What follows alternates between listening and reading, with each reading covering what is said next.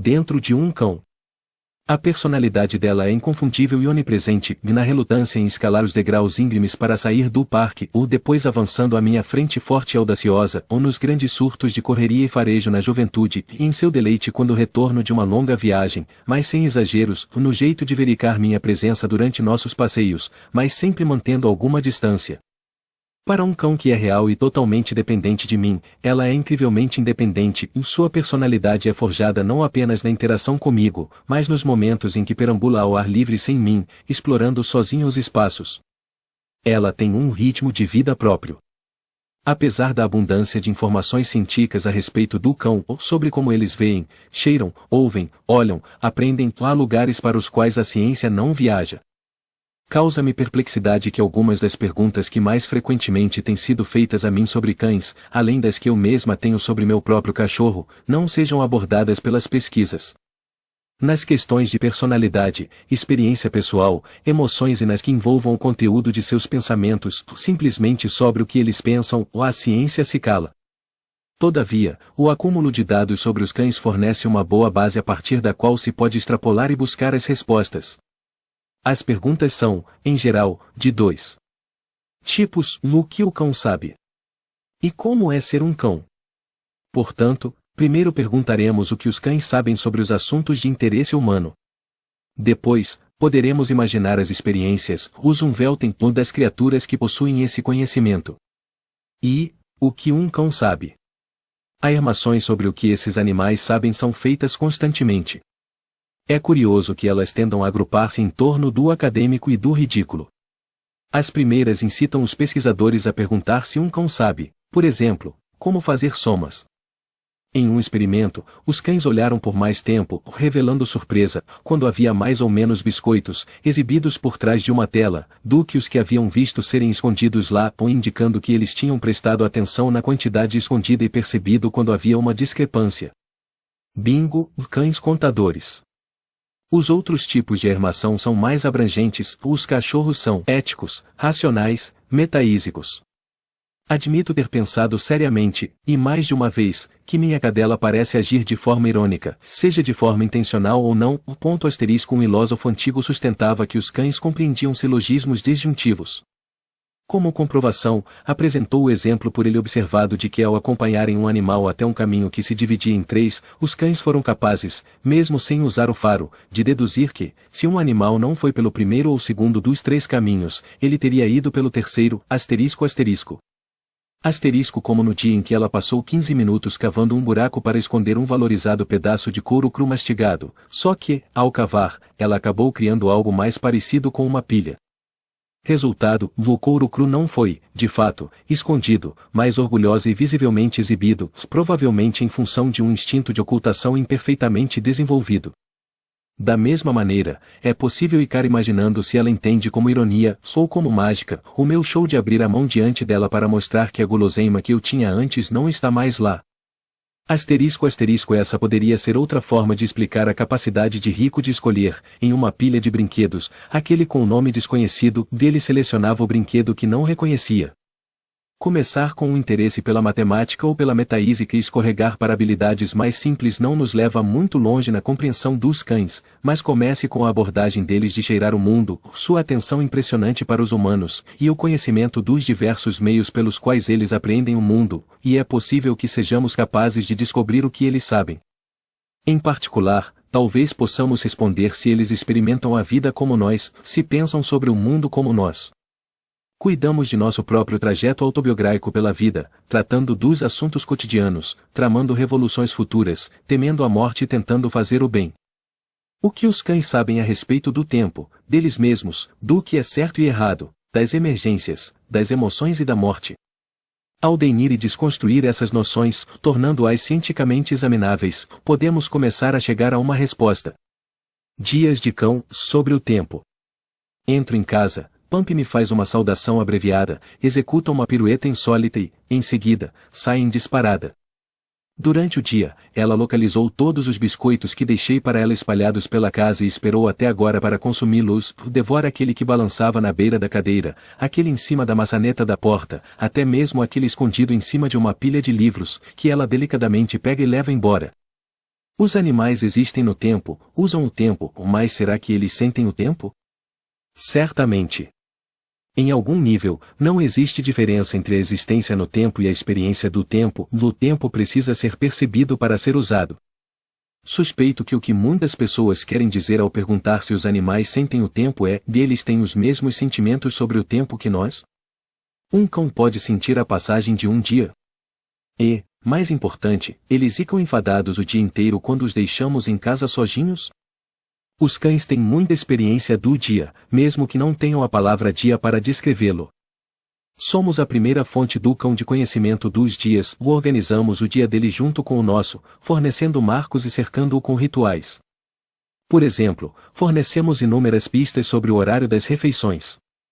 Dirigimos-nos à cozinha ou à despensa. A refeição dele também pode ocorrer ao mesmo tempo em que a nossa, então começamos a descarregar o refrigerador, espalhando cheiro de comida e fazendo uma algazarra com panelas e pratos. Se dermos uma olhada para o cão e nos dirigirmos a ele de forma amorosa, qualquer ambiguidade remanescente é eliminada. E os cães são criaturas de hábito por sua própria natureza, sensíveis às atividades que se repetem. Eles formam preferências, ou lugares para comer, dormir e urinar com segurança, e observam as nossas preferências. Mas, além de todas essas pistas visíveis e olfativas, o cão naturalmente sabe que está na hora do jantar. Conheço donos de cachorros que insistem que é possível acertar seus relógios por seus animais. Quando o cão se dirige à porta, é precisamente a hora de sair; quando ele se dirige à cozinha, tenha certeza, é hora de comer. Imagine retirar todas as pistas que o cão tem sobre a hora do dia, e todos os seus movimentos, quaisquer sons ambientais, até a luz e a escuridão, ainda assim o cão sabe quando é hora de comer. A primeira explicação é a de que os cães usam um relógio de verdade, ainda que interno. Fica no chamado marcapasso de seu cérebro, que regula as atividades de outras células corporais ao longo do dia. Há algumas décadas, os neurocientistas sabem que os ritmos circadianos, os ciclos de sono e vigilância que experimentamos todos os dias, são controlados por uma parte do cérebro localizada no hipotálamo denominada núcleo supraquiasmático, CSCN, na sigla em inglês. Não são apenas os humanos que possuem um SCN, dos ratos, pombos e cães também, todos os animais, inclusive os insetos, que possuem um sistema nervoso complexo. Esses e outros neurônios do hipotálamo trabalham juntos para coordenar diariamente a vigília, a fome e o sono. Asterisco privado totalmente dos ciclos de luz e de escuridão, ainda assim passaríamos por ciclos circadianos, sem o sol, demoraria pouco mais de 24 horas para um dia biológico ser completado. Asterisco com o avanço da idade, os cães dormem mais, mas entram menos no sono paradoxal, com o movimento rápido dos olhos, REM, na sigla em inglês, do que na juventude. Os cientistas têm teorias, mas nenhuma explicação definitiva para os cães sonharem, e eles sonham de modo vívido, caso a agitação dos olhos, as unhas curvadas, o rabo abanando e o uivar durante o sono sejam uma indicação. Como nos humanos, uma teoria considera os sonhos como o resultado acidental do sono paradoxal, o que em si é um tempo de restauração corporal. Por outro lado, os sonhos podem funcionar como um tempo para treinar, na segurança da própria imaginação, interações sociais e façanhas físicas futuras, ou examinar interações e façanhas passadas. Esta manhã, eu a ouvi latindo durante o sono, o latido abafado e ofegante do sonho. Sim, ela sonha de fato. Adoro seus latidos de sonho, falsamente severos, muitas vezes acompanhados pela contração das patas ou pela torção dos lábios em um rosnado que revela os dentes. Se eu observar por tempo suficiente, verei os olhos dançando, ou apertar periódico de suas mandíbulas, ouvirei seus choramingos diminutos. Os melhores sonhos inspiram a abanação de rabo, imensos golpes de alegria que acordam a mim e a ela. Nós humanos vivemos o dia de acordo com nossas ideias sobre o que típica ou idealmente acontecerá ao longo dele, refeições, trabalho, brincadeiras, conversas, sexo, percurso de ida e volta ao trabalho, sonecas, e também de acordo com o ciclo de nossos ritmos circadianos. Contudo, em função de nossa atenção aos primeiros elementos, às vezes quase não observamos que nossos corpos seguiam uma trajetória regular ao longo do dia. Essa sonolência no meio da tarde, a dificuldade em levantar às 5 da manhã, ou ambas são devido às nossas atividades colitarem com os ritmos circadianos. Retire algumas dessas expectativas humanas e terá a experiência do cão, dos sentimentos corporais da passagem do dia. Na realidade, sem as expectativas sociais para distraí-los, eles podem ficar mais sintonizados com os ritmos do corpo, dizendo-lhes quando levantar e quando comer. Segundo seu marcapasso, eles são mais ativos justo quando a escuridão cede lugar à aurora e reduzem sensivelmente suas atividades à tarde, mostrando uma explosão de energia ao anoitecer. Sem muito mais para fazer, nenhuma papelada para revirar, nenhuma reunião para participar, os cães cochilam ao longo de todo aquele período de sonolência vespertina.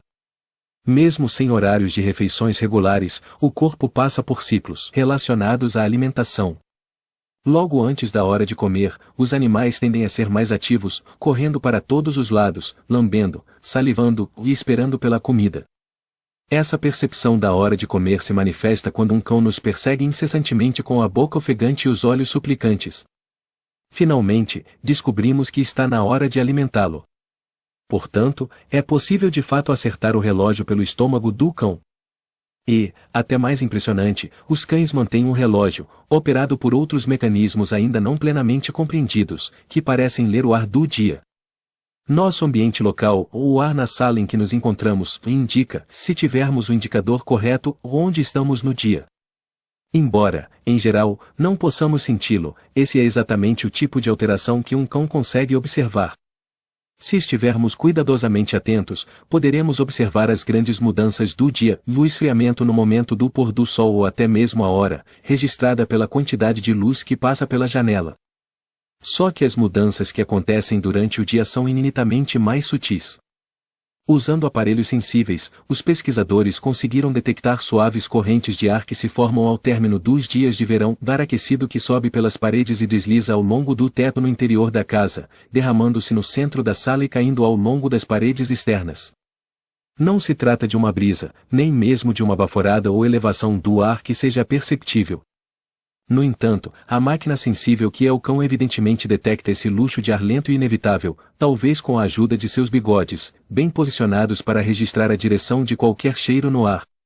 Sabemos que eles conseguem detectá-lo porque também podem ser enganados. Levado para uma sala aquecida, um cão treinado para seguir um rastro de cheiro pode procurar primeiro junto às janelas, quando o rastro está, na verdade, mais próximo do centro da sala. Ela é paciente. Como espera por mim? Espera enquanto entro na quitanda local, olhando melancolicamente e, em seguida, se acalmando. Espera em casa pelo meu retorno, aquecendo a cama, a cadeira, o local próximo à porta. Espera que eu termine o que estou fazendo antes de sairmos para passear, que eu termine de falar com alguém durante nosso passeio, que eu perceba quando está com fome. Ela esperou que eu finalmente percebesse onde ela gostava de ser acariciada. Esperou que eu, finalmente, começasse a descobri-la. Obrigada por ter esperado, fofinha. A capacidade dos cães para detectar uma duração de tempo específica ainda não foi testada, mas a das abelhas grandes foi. Em um estudo, as abelhas foram treinadas para esperar durante um intervalo de tempo ixo antes de enfiar o focinho em um minúsculo buraco em busca de um pouco de açúcar. Seja qual for o intervalo, elas aprenderam a se conter por exatamente esse tempo e nada mais. Quando se é uma abelha esperando por água açucarada, metade de um minuto é muito tempo para esperar. Porém, elas bateram pacientemente as muitas patas e conseguiram esperar. Outros animais sujeitos de muitos experimentos, ou ratos e pombos, ou fazem o mesmo, calculam o tempo. É provável que seu cachorro saiba exatamente a duração de um dia. Porém, se esse for o caso, ocorre-nos um pensamento horrível: os cães não ficariam terrivelmente entediados por permanecer sozinhos em casa o dia inteiro? Como podemos determinar se um cão está entediado? Em se tratando de outros conceitos cuja aplicabilidade aos cães gostaríamos de conhecer, primeiro precisamos compreender o que é o tédio. Qualquer criança lhe dirá quando está entediada, mas os cães não, pelo menos, não verbalmente. É raro o tédio ser discutido na literatura científica não humana, porque é uma das classes de palavras cuja aplicação a animais é considerada duvidosa. O homem é o único animal que pode ficar entediado, declarou o psicólogo social Erich Fromm. Os cães não merecem tamanha sorte. O tédio humano raramente fica sujeito à análise científica, talvez porque simplesmente pareça uma parte da experiência de vida, não uma patologia a ser analisada. A própria familiaridade com ele nos dá uma forma de denilo, nós o vivenciamos como um aborrecimento profundo, uma total falta de interesse. E o reconhecemos nos outros, e na energia esmorecida, no aumento de movimentos repetitivos, no declínio de todas as outras atividades e na atenção rapidamente decrescente. Com essa denição, o subjetivo se torna objetivamente identificável, tanto nos cães quanto nos humanos. A energia esmorecida e a atividade reduzida são simples de reconhecer, e menos movimento e mais tempo deitado e sentado. A atenção pode logo se transformar em períodos de sono. Os movimentos repetitivos incluem comportamentos estereotípicos, despropositados e interminavelmente repetidos ou autodirecionados.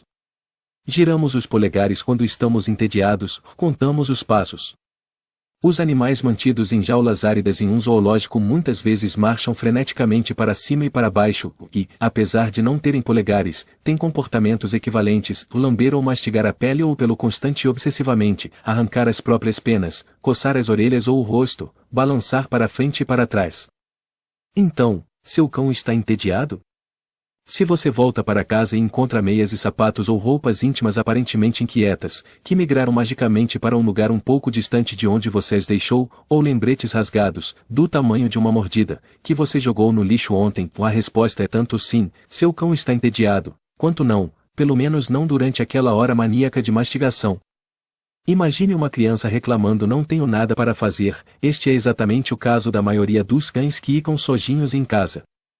Deixados em casa sem nenhuma ocupação, eles encontrarão algo com que se ocupar. Para manter a sanidade mental de seu cão e a integridade de suas meias, a solução é muito simples: dê-lhes algo para fazer. Mesmo que você volte e encontre a casa um pouco desarrumada, uma cavidade quente na almofada proibida do sofá, o que também é provável é que ele ainda está vivo e, em geral, com uma aparência boa. Conseguimos deixá-los sozinhos e entediá-los porque eles, em geral, se adaptam às situações sem muita reclamação. Na verdade, os cães se consolam com hábitos, com ocorrências previsíveis, e exatamente como nós. Se assim for, então o tédio deles pode ser abrandado pela resignação ao familiar. E eles podem até saber de quanto tempo precisam, em geral, para ficar aguardando por você em animação suspensa. Essa é uma das razões pela qual seu cão pode estar esperando agitadamente junto à porta mesmo quando você tenta entrar silenciosamente em casa ao final de um dia de trabalho. Essa é a razão por que deixo mais guloseimas escondidas pelo apartamento quando sei que ficarei muito tempo fora. Digo a Pump que vou estar fora e que estou deixando algo para ocupar seu tempo. O íntimo do cão, sobre eles mesmos. O melhor recurso científico proposto para averiguar se os cães pensam sobre eles mesmos, se têm consciência de si mesmos, é simples: o espelho. Um dia, o primatologista Gordon Gallup olhou para sua imagem no espelho enquanto se barbeava e se perguntou se os chimpanzés que estudava também ponderavam sobre suas imagens nos espelhos. Certamente usaram um espelho para se autoexaminar, alisando a camisa sobre a barriga, passando a mão de leve nos cabelos rebeldes, testando um sorriso recatado. É uma amostra da consciência de nós mesmos. Antes de ficarmos conscientes, quando criancinhas, não usamos os espelhos da mesma forma que os adultos. Pouco tempo antes de as crianças passarem nos testes de teoria da mente, elas começam a considerar suas imagens no espelho. Gallup imediatamente colocou um espelho de tamanho natural do lado de fora da jaula dos chimpanzés e observou o que eles fariam. No começo, todos agiam da mesma forma, se apavoravam e tentavam atacar o espelho.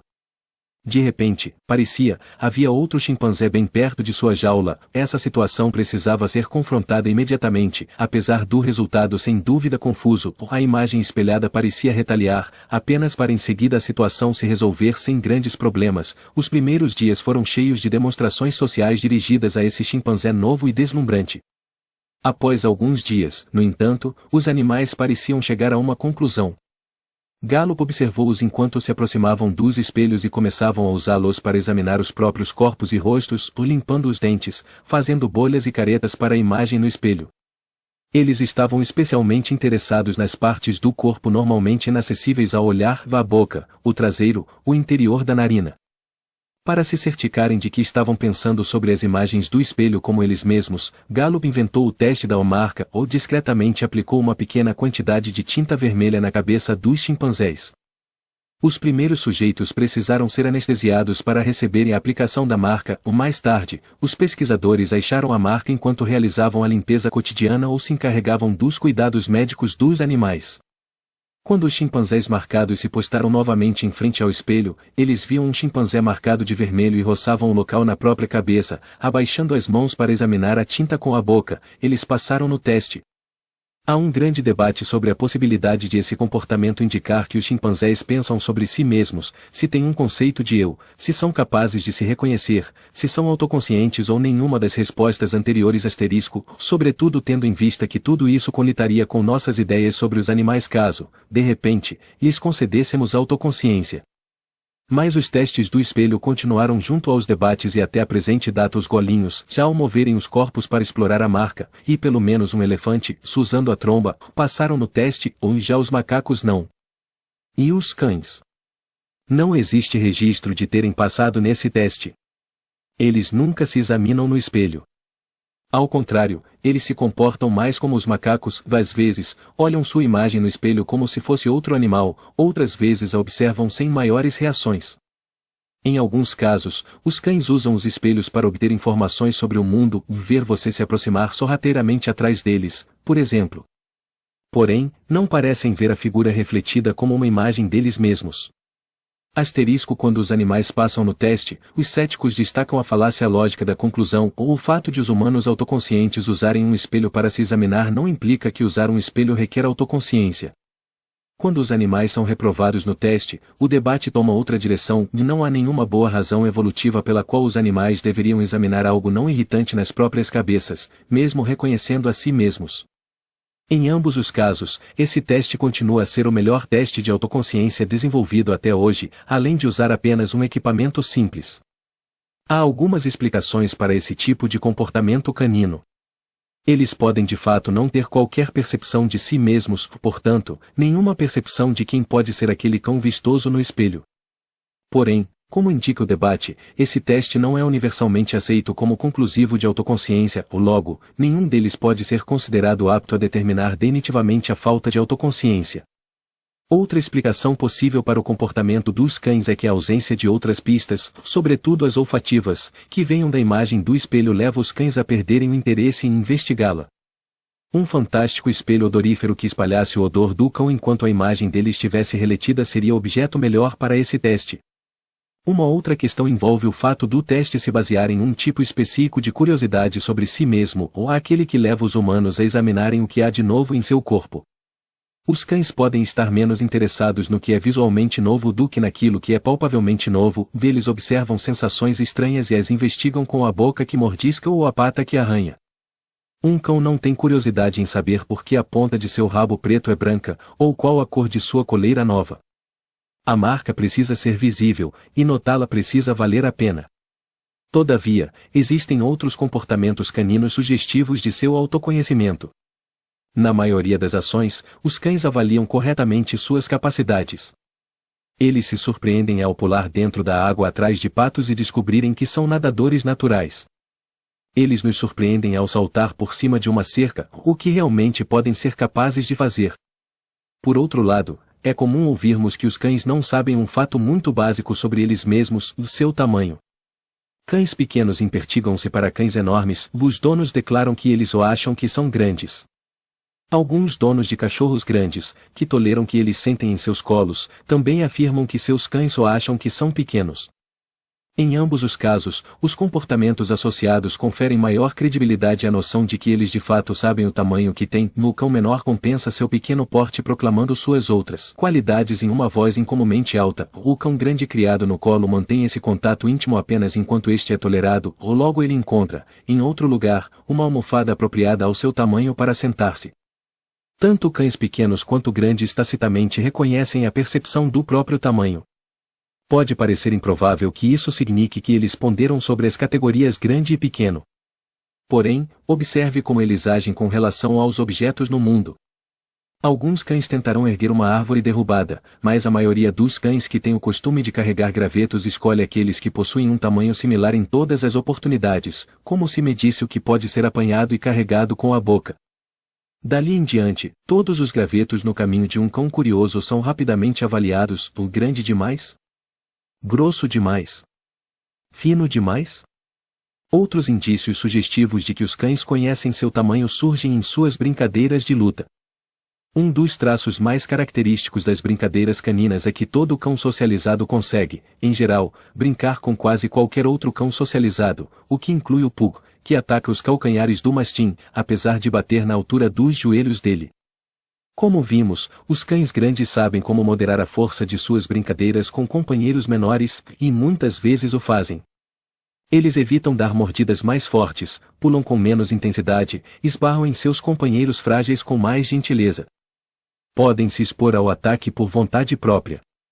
Alguns cães maiores regularmente se jogam no chão, revelando a barriga para que os pequenos companheiros os maltratem por um tempo, o que chamo de autonocaute. Os cães mais velhos e experientes ajustam seus estilos de brincar quando estão com filhotes, que ainda não conhecem as regras do jogo. A brincadeira entre cães de estaturas diferentes muitas vezes não dura muito, mas é geralmente o dono, não o cão, que intervém para pará-la. A maioria dos cães socializados é consideravelmente melhor do que nós na leitura das intenções e capacidades uns dos outros. Eles resolvem a maioria dos mal-entendidos antes mesmo dos donos perceberem o que está acontecendo. Não é o tamanho ou a raça que importa, é a forma como eles falam uns com os outros. Os cães trabalhadores fornecem outra indicação acerca do que esses animais sabem sobre si mesmos. Os cães pastores, criados desde as primeiras semanas de vida com carneiros, não desenvolvem comportamentos de carneiro. Eles não berram, gritam ou ruminam ou não dão cabeçadas agressivas, nem se amamentam de ovelhas, como fazem os carneiros. A convivência leva os cães a interagir socialmente com as ovelhas, usando comportamentos sociais característicos dos cães. Aqueles que estudam os pastores observam, por exemplo, que eles rosnam para carneiros. O rosnado é uma comunicação canina, o cão está tratando o carneiro mais como um cão do que como uma possível refeição. A única falha desses cães é generalizar demais, e não apenas eles, de alguma forma, têm certeza da própria identidade, eles pensam que todos os outros são cães também. É possível considerar essa fraqueza como sendo bem humana, e eles falam com os carneiros como se fossem cães, exatamente como nós falamos com os cães como se eles fossem humanos. Entre atacar, recuperar gravetos e cuidar de ovelhas, será que os cães sentam e pensam, caramba, sou um belo cão de porte médio, não sou? Certamente não, tal relação contínua sobre tamanho, status ou aparência é característica dos seres humanos. Porém, os cães realmente agem com conhecimento deles mesmos nos contextos onde tal conhecimento é útil. Eles respeitam, na maior parte do tempo, os limites de suas capacidades físicas e olharão suplicantes para você quando lhe pedirem para pular uma cerca muito alta. Um cão saltará discretamente em torno do monte de excremento encontrado no chão, ele reconhece o cheiro como sendo dele. Se o cão pondera sobre si mesmo, pode-se também imaginar se ele pensa sobre ele mesmo no passado, ou no futuro, se ele está silenciosamente escrevendo uma autobiografia na cabeça. Os anos caninos sobre passado e futuro. Ao dobrarmos a esquina, pampe para. Ela se move como se tivesse cheirado algo a meio passo atrás. Reduzo a velocidade para satisfazê-la, ela se volta e dobra a esquina. Faltam ainda 12 quarteirões, um pequeno parque, um bebedouro e uma curva à direita até chegarmos lá, mas ela conhece esse caminho.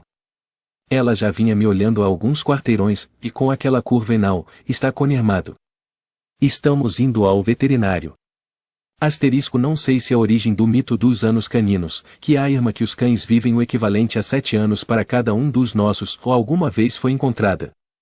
Imagino que seja uma dedução inversa a partir da duração esperada para um homem, 70 e tantos anos, comparada com a duração esperada da vida canina, 10 a 15 anos.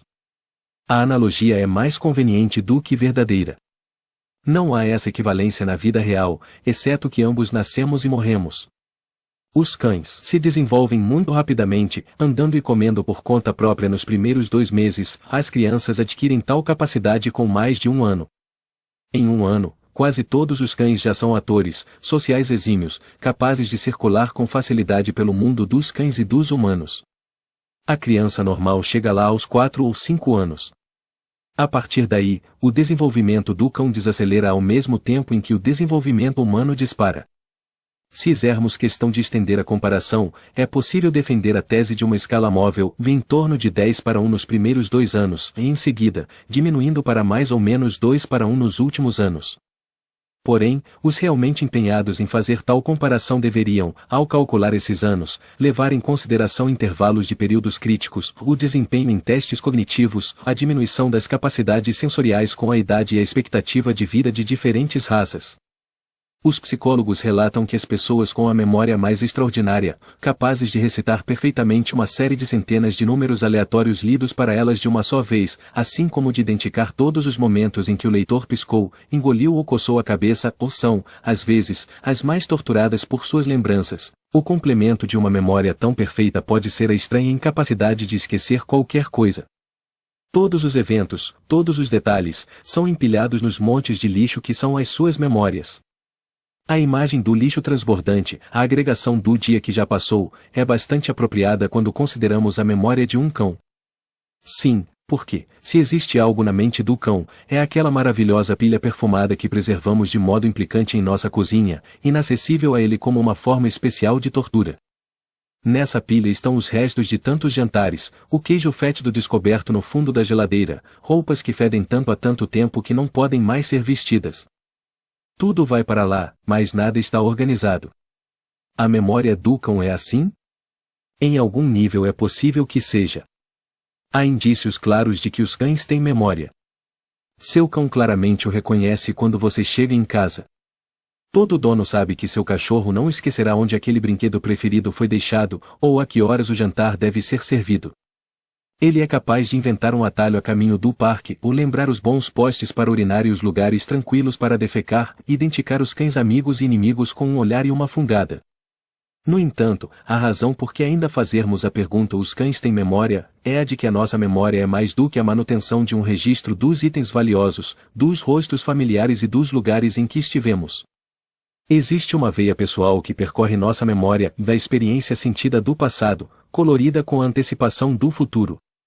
Portanto, a pergunta é se o cão tem uma experiência subjetiva das próprias memórias da mesma forma que temos, se ele pensa sobre os acontecimentos de sua vida reflexivamente, como seus acontecimentos em sua vida.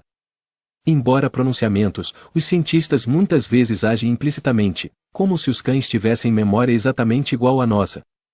Há muitos cachorros têm sido usados como modelos para o estudo do cérebro humano. O que sabemos sobre a diminuição de memória com a idade se origina de testes realizados com beagles.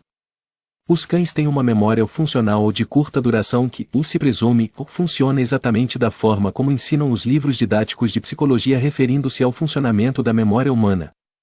O que equivale a dizer que, em qualquer determinado momento, estamos mais propensos a lembrar apenas daquilo para o qual direcionamos um holofote de atenção.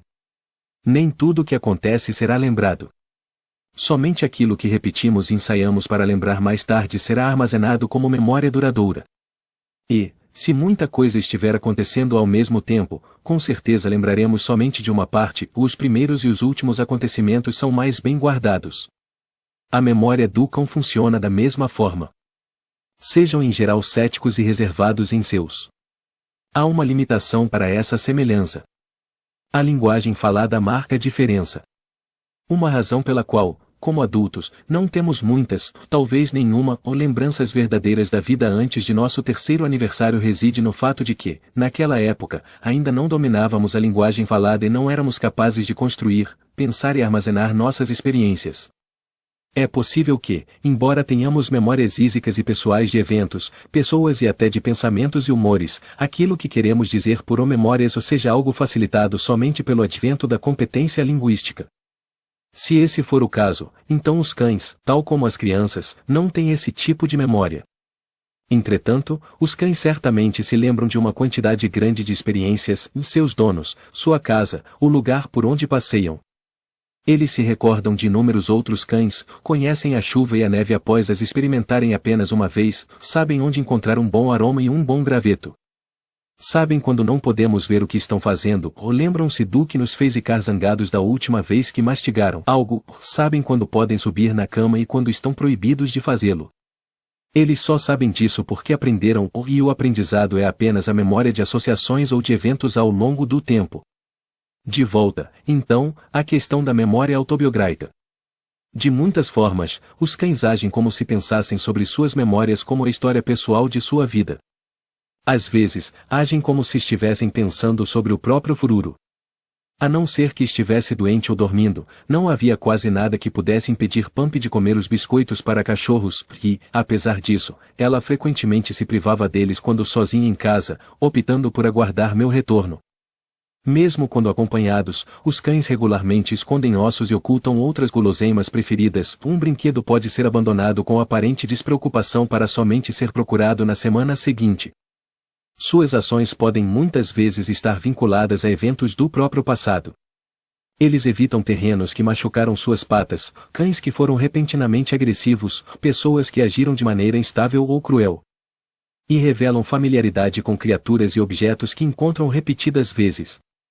Além do rápido reconhecimento dos novos donos, com o passar do tempo os ilhotes acabam por reconhecer os visitantes dos donos.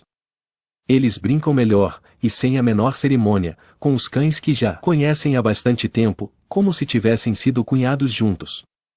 Esses companheiros de longa data não precisam usar sinais de brincadeira elaborados, eles usam sinais telegráficos próprios, abreviados em meros instantes, antes de se envolverem completamente um com o outro. Isso é semelhante ao que foi denominado ritualização ontogenética, da conformação por indivíduos de um comportamento adquirido ao longo do tempo, a ponto de até mesmo a parte mais inicial do comportamento estar impregnada de significado para eles. Nos humanos, a elevação de uma sobrancelha de um amigo para outro pode substituir um comentário falado. Entre os cães, como vimos, o levantar de cabeça rápido pode substituir toda uma reverência de brincadeira. É bastante desanimador descobrir que nosso conhecimento sobre a percepção autobiográfica do cão não avançou além da armação de Snoopy há meio século. Ontem, eu era um cão. Hoje, sou um cão. Amanhã, provavelmente, ainda serei um cão. Nenhum estudo experimental avaliou especificamente as relações do cachorro a respeito de seu passado ou futuro. Porém, alguns estudos realizados com outros animais examinaram parte do que poderia ser considerada consciência autobiográfica. Por exemplo, uma teste com a Phelacoma californica, uma ave que naturalmente guarda comida para consumo posterior, mostrou que nos humanos pode se chamar de força de vontade. Se eu estiver com desejo de biscoitos de chocolate, e alguém me dá um pacote, é extremamente improvável que eu os guarde até o dia seguinte. As aves mencionadas foram anteriormente ensinadas que, ao receberem uma comida preferida, o equivalente delas aos nossos biscoitos de chocolate, não receberiam nada para comer na manhã seguinte. Apesar de podermos supor que havia um forte interesse em devorar a comida imediatamente, elas guardaram alguma porção para consumir no dia seguinte. E eu fiquei sem meus biscoitos. Poderíamos perguntar se os cães agem da mesma forma, se impedido de comer pela manhã, seu cão começa a armazenar comida na noite anterior? Se isso ocorresse, seria uma comprovação sugestiva de que eles são capazes de planejar o futuro. Como já sabemos, quando encontramos objetos não identificáveis não comidos dentro de embalagens guardadas na geladeira, nem toda comida armazenada é igualmente boa após algum tempo. Se seu cão enterra um osso ou o esconde no canto do sofá todos os meses, durante 3 meses, será que vai lembrar qual é o mais antiga, a mais podre e o mais fresco? Deixando de lado quaisquer cheiros poderosos provenientes de seu sofá, isso é pouco provável. Se considerarmos o ambiente canino, fica óbvio que eles simplesmente não precisam usar o tempo dessa forma, uma vez que, ao contrário dos afelocomas, eles são alimentados periodicamente. Além disso, a separação da comida de acordo com a data de validade, ou sua economia para mais tarde, quando estamos com fome nesse momento, pode ser uma tarefa difícil para um animal descendente de comedores oportunistas, que ingerem tudo quanto podem quando há comida disponível, suportando, em seguida, longos períodos de jejum quando não há essa disponibilidade. Alguns sugerem, de forma plausível, que o comportamento de enterrar ossos está ligado a uma compulsão hereditária, guardar comida para tempos difíceis, a comprovação de que um cão consegue distinguir o osso mais fresco daquele que apodreceu, ou de que guarda uma porção só para desfrutá-la mais tarde, sustentaria essa hipótese. É mais provável que, na maior parte do tempo, os cães não pensem sobre o tempo quando estão pensando em comida. Um osso é um osso, enterrado ou na boca. Alguns lobos, mesmo quando ilhotes, instintivamente enterram os focinhos na terra ou largam um osso, cavam com o focinho pouco mais, e, em seguida, com orgulho, deixam-no obviamente visível dentro de um buraco mal feito. Quando adultos, eles só esticam o comportamento e recuperam a comida guardada, embora não existam dados que comprovem que essa recuperação seja afetada pelo tempo em que o osso ficou enterrado. Por outro lado, a falta de indícios sobre a relação temporal dos cães com os ossos não significa que eles não diferenciem o passado do presente e do futuro. Ao encontrar um cachorro que tenha uma vez, mas apenas uma vez, sido agressivo, o outro cão primeiro será cauteloso e, aos poucos, com o tempo, mais corajoso. E os cães certamente preveem o que está no futuro próximo, com uma expectativa crescente no início de um passeio que conduz à loja de comida canina, ou na ansiedade durante o passeio de carro que indica uma visita ao veterinário. Alguns pensadores tratam os cães como se eles não tivessem passado, seres invejavelmente não históricos e felizes porque não possuem memória. Porém, está claro que eles são felizes apesar de terem memória. Não sabemos ainda se existe um eu por trás dos olhos caninos, uma percepção de eu, de ser um cão. Talvez falte apenas um narrador continuamente presente para que a autobiografia seja escrita. Nesse caso, eles estão escrevendo neste momento diante de você. Bom Cachorro, sobre o certo e o errado. Quando Pump era mais nova, ocorria uma cena comum em nossa casa, Bill virava as costas para ela ou entrava em outro aposento. Alguns microsegundos mais tarde, Pumpernickel eneava o focinho na lata de lixo da cozinha, procurando por sobras gostosas. Se eu retornasse e a lagrasse nesse lugar vulnerável, ela imediatamente retirava o focinho da lata, as orelhas e o rabo abaixavam, e então, excitadíssima, ela abanava o rabo, retirando-se furtivamente. Fora pega. Quando os pesquisadores perguntaram a alguns donos de cães o que os cachorros sabiam ou entendiam sobre nosso mundo, a resposta mais frequente foi que os cães sabiam quando haviam feito algo errado, que tinham conhecimento de um tipo de categoria que englobava coisas que não devem nunca, jamais serem feitas. Atualmente, essa categoria inclui ações como vasculhar o lixo, destruir sapatos e arrebatar comida fresca da pia da cozinha. Na nossa época esclarecida, o castigo é, espera-se, um não muito severo, uma palavra dura, um olhar de censura e uma batida de pé. Nem sempre foi assim, e na Idade Média, e antes dela, os cães e outros animais eram brutalmente punidos quando erravam. A punição ia da mutilação progressiva ou de orelhas, patas e mesmo do rabo de acordo com o número de pessoas que o cão havia mordido, até a pena de morte por homicídio após julgamento e condenação legal, mais cedo, em Roma, a crucificação ritual de um cão em todos os aniversários da noite em que os gauleses atacaram a capital e um cão não avisou sobre a aproximação deles.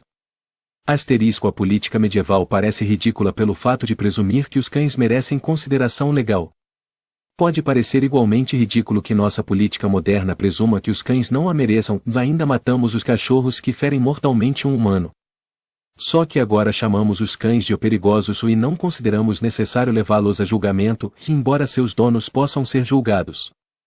O olhar culpado de um cachorro responsável por ofensas menores é bem conhecido por qualquer um que tenha surpreendido um cão na posição de Pump, com o focinho eneado na lata de lixo, ou tê-lo descoberto com pedaços de enchimento na boca e cercado por tufos daquilo que até recentemente havia sido o interior de um sofá.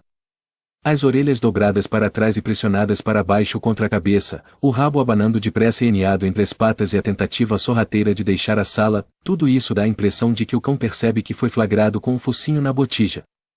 A pergunta empírica que surge não é se esse olhar culpado ocorre de forma previsível em tais situações, e ele ocorre. Ao contrário, a questão é o que acontece exatamente nessas situações que inspiram o olhar. Pode de fato ser a culpa, ou pode ser algo diferente, a excitação de farejar o lixo, uma reação por ter sido descoberto, ou a expectativa pelos brados altos de desagrado que o dono costuma dar quando encontra o lixo fora da lata. Os cães sabem distinguir o certo do errado. Sabem que essa ação específica é clara e irritantemente errada? Alguns anos atrás, um Doberman encarregado de vigiar uma coleção cara de ursos de pelúcia, incluindo o urso favorito de Elvis Presley, foi descoberto pela manhã em meio à devastação de centenas de ursinhos aleijados, surrados e decapitados. Seu olhar, capturado nas fotos dos jornais, não era o de um cão que pensava ter feito algo errado. Seria um contrassenso se o mecanismo existente por trás da culpa ou do olhar desaiante fosse igual ao nosso. Afinal, certo e errado são conceitos que nós humanos adotamos em virtude de sermos criados em uma cultura que assim os deniu. Com exceção das crianças e dos psicóticos, todas as pessoas acabam distinguindo o certo do errado. Crescemos em um mundo de obrigações e proibições, aprendendo algumas regras de conduta de forma explícita e outras por meio de um tipo de osmose empírica. Porém, pense em como sabemos que outra pessoa sabe o que é certo e errado quando não nos podem dizê-lo. Um bebê de 2 anos se aproxima de uma mesa, tenta pegar um vaso caro e o derruba, despedaçando-o. A criança sabe que é errado quebrar objetos que pertencem a outra pessoa? Essa pode ser uma ocasião na qual, devido à provável reação explosiva de qualquer adulto na vizinhança, ela começa a aprender. No entanto, aos 2 anos, ela ainda não compreende o conceito de ela não destruiu o vaso de propósito. Ao contrário, ela é uma criança de 2 anos normal que está desajeitadamente tentando controlar os movimentos de seu corpo. Deduzimos suas intenções ao observar o que ela fez antes e depois do vaso ter caído. Ela se dirigiu diretamente ao vaso e fez algo para derrubá-lo? Ou ela estendeu a mão para pegar o vaso e foi descoordenada ao fazê-lo? Após o vaso ter caído, ela revelou-se surpresa? Ou olhou, bem, com satisfação? Basicamente, o mesmo método pode ser aplicado a cães ao lhes permitir quebrar vasos caros e, em seguida, observar como reagem. Elaborei um experimento para determinar se aqueles olhares culpados originavam-se de um sentimento de culpa ou de algo diferente. Embora meu método seja experimental, o ambiente foi cotidiano para melhor captar o comportamento natural dos animais e no ambiente selvagem ou das próprias casas. Para qualificar-se a participar da pesquisa, os cães tinham de ter sido expostos a uma repreensão do dono, por exemplo, o dono apontava para um objeto a ser evitado e afirmava em voz alta não. Asterisco assim, ele deveria saber que não era para mexer nele. Asterisco o comando varia de dono para dono, desde um não ao recentemente popular larga isso. Cada um é fundamentalmente uma negação, um noreio gramatical ríspido que pode ser aplicado ao mesmo tempo a qualquer comportamento para torná-lo proibido. Em vez de vasos caros, uso guloseimas muito desejáveis, um pedaço de biscoito ou de queijo, que não podem ser quebradas, mas são expressamente proibidas. Considerando que o que estava sendo testado era se um cão sabia que fazer algo proibido pelo dono era errado, projetei esse experimento para proporcionar uma oportunidade de realizar exatamente tal comportamento. Nesse caso, o dono é solicitado a chamar a atenção do cão para a guloseima e, em seguida, dizer-lhe claramente que não deve comê-la. A guloseima é colocada em um local sedutoramente acessível. Em seguida, o dono deixa a sala. Permanecem na sala o cão, a guloseima e uma câmera de vídeo observando tudo silenciosamente. Eis a oportunidade para o cão se comportar de forma errada. O que ele faz é apenas o começo dos dados para nosso experimento. Na maioria dos casos, presumimos que, se lhe for dada a oportunidade, o primeiro movimento do cão é pegar a guloseima. Esperamos até que ele o faça. Em seguida, o dono volta. Eis os dados fundamentais em como o cão se comporta. Todo experimento psicológico e biológico é projetado para controlar uma ou mais variáveis, deixando o restante do ambiente inalterado. Uma variável pode ser qualquer coisa, a ingestão de um remédio, a exposição a um som, a apresentação de um conjunto de palavras. A ideia é simples e, se essa variável for importante, o comportamento do sujeito testado será alterado quando exposto a ela. Em meu experimento, há 2 variáveis e se o cão vai comer a guloseima, na qual os donos estão mais interessados, e se o dono sabe que o cão comeu a guloseima, na qual imagino que os cães estejam mais interessados. Ao longo de um número reduzido de tentativas, alterno essas variáveis. Primeiro, a oportunidade de comer a guloseima é alterada, seja removendo a guloseima após o dono partir, dando-a ao cão ou deixando que o animal considere a situação e talvez posteriormente desobedeça a ordem do dono. O que dizemos ao dono sobre o comportamento do cão também varia. Em uma experiência, o cão come a guloseima e o dono é informado quando retorna à sala, e em outra, o cão discretamente recebe a guloseima do operador de vídeo e o dono é induzido a pensar que o cão obedeceu à ordem de não comer. Todos os animais sobreviveram ao experimento e pareciam estar bem alimentados e um pouco confusos. Em muitas das experiências, os cães podiam servir como modelos do olhar culpado, eles baixam os olhos, dobram as orelhas para trás, abaixam o corpo, e timidamente desviam a cabeça. Muitos rabos balançam em ritmo rápido, mas eneados entre as patas. Alguns erguem a pata em conciliação ou põem a língua para fora rápida e nervosamente. Porém, esses comportamentos relacionados à culpa não ocorreram com mais frequência nos testes em que os cães desobedeceram. Ao contrário, houve mais olhares culpados nos testes em que o dono repreendeu o cão, tenha o animal desobedecido ou não. Ser repreendido, mesmo tendo resistido à guloseima proibida, gerava um olhar mais culpado ainda. Tudo isso indica que o cão associou o dono, não o ato, a uma repreensão iminente. O que está acontecendo aqui? O cão está antecipando o castigo relacionando-o a determinados objetos ou quando vê pistas sutis do dono que indicam que ele pode estar zangado. Como sabemos, os cachorros aprendem rapidamente a perceber associações entre eventos. Se o aparecimento de comida se segue à abertura de uma grande caixa fria na cozinha, então o cão ficará atento para a abertura dessa caixa. Essas associações podem ser forjadas com base tanto em ações realizadas por eles quanto naquelas que eles observam. No fundo, muito do que é aprendido se baseia em associações e choramingar é seguido de atenção e então o cão aprende a choramingar para atrair atenção. Arranhar a lata de lixo faz com que ela emborque e derrame seu conteúdo, e então o cão aprende a arranhar para obter o que está dentro. E fazer determinados tipos de bagunça é, algumas vezes, seguido bem mais tarde pela presença do dono, o que é rapidamente seguido pela ruborização do rosto dele, pela verbosidade em voz alta e pelo castigo por parte desse ruborizado e ruidoso dono. O principal aqui é que o simples aparecimento do dono perto do que parecem ser marcas de destruição parece ser suficiente para convencer o cão de que o castigo é iminente. A chegada do dono está muito mais intimamente relacionada ao castigo do que ao esvaziamento da lata do lixo no qual o cão se envolveu há horas. E, se assim for, a maioria dos cães assumirá uma postura submissa ao ver os donos, o clássico olhar culpado. Nesse caso, a conclusão de que o cão reconhece seu mau comportamento está manifestamente errada. Ele pode não considerar o comportamento como sendo mau. O olhar culpado é muito semelhante ao olhar de medo e ao comportamento submisso. Não é novidade, então, encontrar tantos donos frustrados com as tentativas de castigar seu cão por um comportamento indesejado. O que o cão nitidamente sabe é antecipar o castigo quando o dono aparece com um olhar desgostoso. O que o cão não sabe é que ele é culpado. Ele apenas sabe que precisa temer você. A ausência de culpa não significa que os cachorros não façam nada errado. Eles não apenas fazem inúmeras coisas erradas, segundo a definição dos humanos, como também parecem, às vezes, fazer questão disso. Um sapato roído é ostentado em frente a um dono ocupado, você é recepcionado por um cão alegremente exausto de tanto rolar em excremento. O cão de guarda dos ursos de pelúcia parecia bastante orgulhoso quando foi fotografado cercado pelos restos dos ursos de brinquedo. Os cães parecem realmente brincar com nosso conhecimento, ou desconhecimento, sobre algo para atrair atenção, o que geralmente funciona, e talvez apenas visando brincar com tal conhecimento. Isso não é diferente de uma criança que testa os limites de sua compreensão sobre o mundo físico, sentando-se na cadeira de bebê e jogando um copo no chão. Mais uma vez, e outra vez ainda, ela está vendo o que acontece. Os cães fazem isso com diferentes estados de atenção, conhecimento ou vigilância dos donos. Dessa forma, acabam aprendendo mais sobre o que sabemos, e podem usar esse conhecimento a seu favor. Os cães são especialmente competentes em ocultar comportamentos, agindo para desviar a atenção de seus verdadeiros motivos.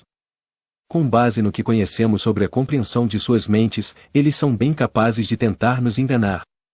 E, devido ao fato de terem uma compreensão rudimentar, essa capacidade nem sempre é muito boa, esse grau de competência também é infantil, como o da criança de 2 anos que coloca as mãos nos olhos para se esconder o dos pais, quase se escondendo, mas não exatamente captando a essência de o se esconder. Os cães mostram tanto insights imaginativos quanto inadequações. Eles não tentam esconder os restos de uma lata de lixo derrubada ou a sujeira adquirida por rolarem na grama. No entanto, eles de fato agem para ocultar as reais intenções. Esticar-se vagarosamente próximo a um cão que brinca com um objeto desejado, somente para se aproximar o suficiente para arrebatá-lo. Ganir de forma ostensiva e dramática ao ser mordido em uma brincadeira, revertendo assim uma desvantagem passageira quando o companheiro para, surpreso. Esses comportamentos podem começar fortuitamente, com ações acidentais que acabam tendo consequências felizes. Uma vez observadas, elas serão produzidas repetidamente. Só resta agora um experimentador proporcionar uma oportunidade para os cães enganarem intencionalmente uns aos outros, a menos que sejam tão inteligentes que deixem seus planos transparecerem. A idade do cão, sobre emergências e a morte. Com o passar dos anos, ela usa menos os olhos, ou olha menos para mim. Com o passar dos anos, ela prefere ficar parada a andar ou deitar e ficar em pé, e, assim, ela se deita próximo a mim, ao ar livre, com a cabeça entre as patas, o focinho ainda alerta para os odores no ar. Com o passar dos anos, ela se tornou mais teimosa, insistindo em subir escadas sem ajuda. Com o passar dos anos, a diferença entre a disposição diurna, relutante para andar, farejando muito, e a noturna é ampliada, puxando-me para fora de casa, energicamente, disposta a renunciar aos odores por uma vigorosa volta no quarteirão. Com o passar dos anos, recebi um presente, os detalhes da existência de Pump se tornaram até mais vivos. Comecei a ver a geograia dos odores que ela confere na vizinhança. Sinto a duração do tempo que ela espera por mim, ouço a forma como ela se expressa enfaticamente só de ficar em pé, vejo seus esforços para cooperar quando a apresso para cruzar a rua. Todo cão que você nomeie e leve para casa também morrerá. Esse fato inevitável e terrível é parte de nosso destino ao introduzir os cães em nossa vida. O que é menos certo é se eles possuem alguma noção da própria mortalidade. Examinei Pump procurando por qualquer sinal que indicasse que ela percebia a idade de seus companheiros de faro nas calçadas, se notava o desaparecimento do antigo companheiro de orelhas caídas com olhos turvos do quarteirão, se observava o próprio modo de andar vagaroso e diício, o pelo cada vez mais grisalho e a disposição letárgica.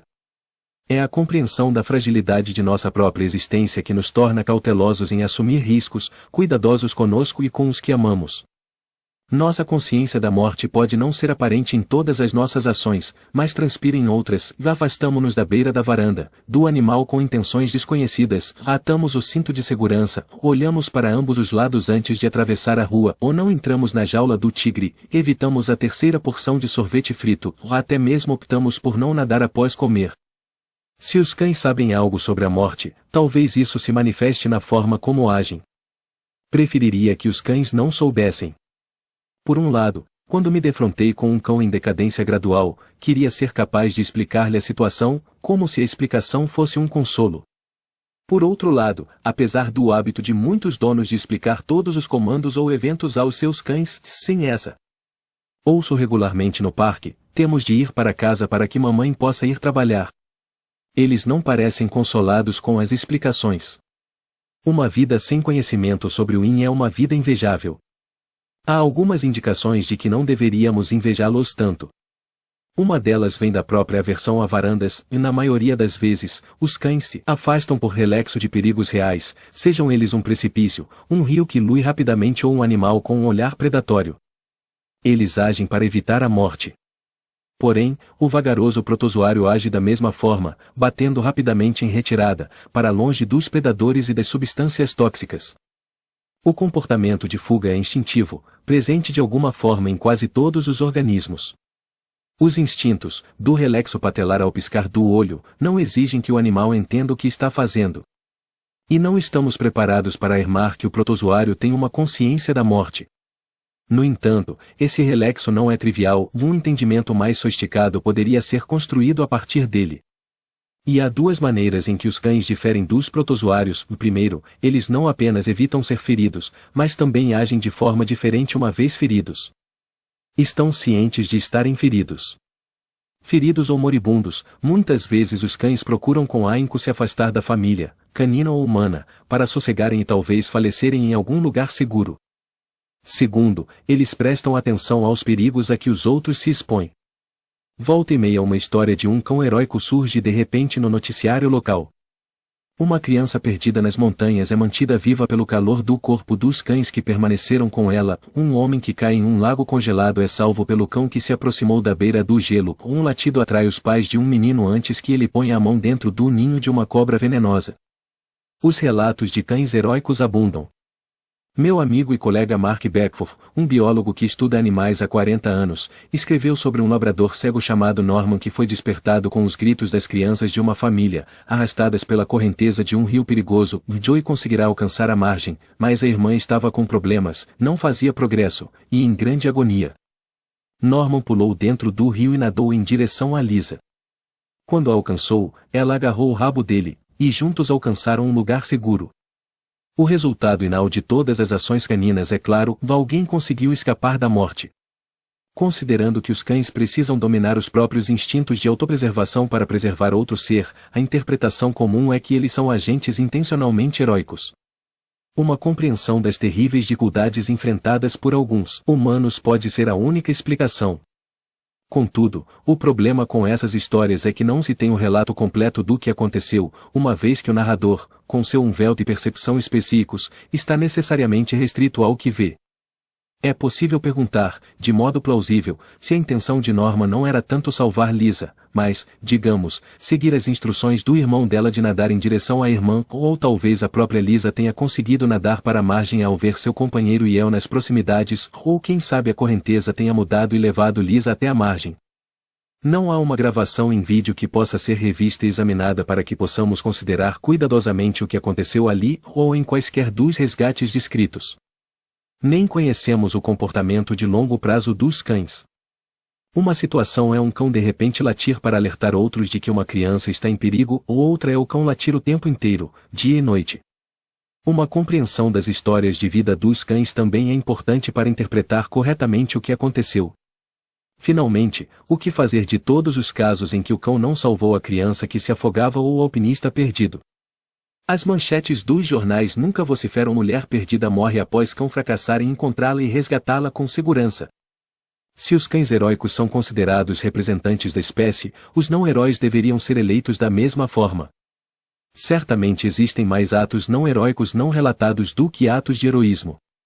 Tanto o falatório cético quanto o heróico pode ser substituído por uma explicação mais fundamentada e moldada por um olhar mais detalhado para o comportamento canino. A análise dessas histórias revela um elemento recorrente: o cão se dirigiu ao dono, ou ficou perto da pessoa em agonia. O calor do corpo de um cão salva uma criança perdida que estava congelada. Um homem em um lago congelado pode agarrar-se ao cão que espera no gelo. Em alguns casos, o cão também criou uma confusão, ou latindo, correndo de um lado para outro, chamando a atenção para si, e para, digamos, a cobra venenosa. Esses elementos, a proximidade do dono e o comportamento de atrair atenção, são a esta altura familiares para nós como características caninas e fazem parte das razões de os cães serem companheiros tão magníficos dos humanos. E, nesses casos, eles também foram essenciais para a sobrevivência da pessoa cuja vida estava em risco. Então, esses cães são verdadeiros heróis? São. No entanto, eles sabiam o que estavam fazendo? Não há nenhuma comprovação. Eles não sabem que estão agindo de forma heroica. Os cães certamente têm o potencial, após adestramento, de se tornarem salva-vidas. Mesmo os não adestrados podem ajudá-lo, mas sem saber exatamente o que fazer. Em vez disso, o sucesso deles é devido ao que de fato sabem: algo aconteceu com você, e isso faz com que se sintam ansiosos. Se eles expressam essa ansiedade de uma forma que atraia ao local outras pessoas, pessoas que sabem o que significa uma emergência, ou que permita que você consiga sair sozinho de um buraco no gelo, excelente. Essa conclusão é apoiada por um experimento inteligente realizado por psicólogos interessados na demonstração de comportamentos apropriados em casos de emergência. Nesse teste, os donos conspiraram com os pesquisadores para simular emergências na presença de seus cães e ver como eles reagiriam. Em um cenário, os donos foram treinados a fingir terem sofrido um ataque cardíaco completo, com respiração ofegante, mão apertando o peito, um desfalecimento dramático. No segundo cenário, os donos gritavam após uma estante de livros, feita de madeira compensada, cair com toda a força sobre eles, parecendo tê-los imobilizado no chão. Em ambos os casos, os cães estavam presentes e haviam sido apresentados a um observador que ficou por perto, talvez uma boa pessoa para ser chamada em caso de emergência. Nessas situações tramadas, os cães atuaram com interesse e devoção, mas não como se houvesse uma emergência. Frequentemente eles se aproximaram dos donos, e às vezes, passavam a pata ou fuçavam essas aparentes vítimas, agora silenciosas ou insensíveis, no caso do ataque cardíaco, ou gritando por ajuda, no cenário da estante de livros. Outros cães, no entanto, aproveitaram a oportunidade para circular pelas proximidades, vagando e farejando a grama ou o chão do cômodo. Em apenas alguns casos o cão vocalizou o que poderia servir para atrair a atenção de alguém ou se aproximou do observador que poderia ser capaz de ajudar. O único cachorro que tocou no observador foi um poodle toy, pulou no colo do observador e se ajeitou para tirar uma soneca. Em outras palavras, nenhum único cão fez algo que remotamente pudesse ajudar seus donos a sair da situação de vício. A conclusão a que se pode chegar é a de que os cães simplesmente não reconhecem ou reagem naturalmente a uma situação de emergência ou uma que poderia resultar em perigo ou morte. Uma conclusão estraga prazeres? Nem tanto. O fato de os cães não possuírem os conceitos de emergência e morte não é razão para que sejam depreciados. Poderíamos igualmente perguntar a um cão se ele compreende bicicletas e ratoeiras e então censurá-lo por responder com uma inclinação da cabeça que mostre perplexidade. Uma criança também é ingênua com relação a esses conceitos, é preciso gritar com ela quando se aproxima de uma tomada elétrica. Uma criança de 2 anos que visse alguém ferido provavelmente faria pouco mais do que chorar. Ela será ensinada a compreender as situações de emergência e, em seguida, o conceito de morte. Assim também alguns cães são adestrados, por exemplo, para alertar seu dono surdo para o som de um dispositivo de emergência, tal como um alarme de incêndio. O ensino das crianças é explícito e inclui alguns procedimentos. Se ouvir este alarme, chame a mamãe. O treinamento dos cães é inteiramente composto de procedimentos reforçados. O que os cães parecem saber é quando ocorre uma situação incomum. Eles são mestres em identificar os elementos corriqueiros do mundo que compartilhamos com eles. Muitas vezes agimos de formas previsíveis, e em nossa casa, passamos de um ambiente para o outro, passando grandes intervalos no sofá e em frente à geladeira, falamos com eles, falamos com outras pessoas, comemos, dormimos, desaparecemos por longos períodos no banheiro, e assim por diante. O ambiente também é bastante previsível, não é nem muito quente nem muito frio, ou não há ninguém na casa além daquelas pessoas que entraram pela porta da frente, a água não está encharcando a sala de estar, não há fumaça no corredor. É porque os cães conhecem o mundo normal que podem reconhecer anormalidades, como o comportamento estranho de uma pessoa ferida ou a impossibilidade de eles próprios agirem como de costume.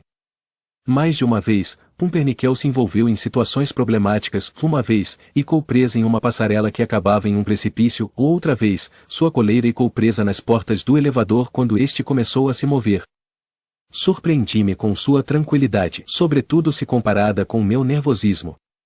Nunca foi ela que se libertou da situação de vício. Acho que fiquei mais preocupada com o bem-estar dela do que ela com o meu.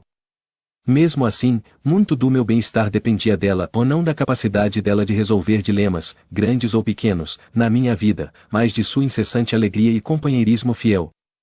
Segunda, como é? Em nossa tentativa de penetrar no interior de um cão, juntamos pequenos fatos sobre suas habilidades sensoriais e fazemos muitas inferências sobre eles. Uma delas se refere à experiência dele, como é realmente ser um cão, como é a experiência dele do mundo.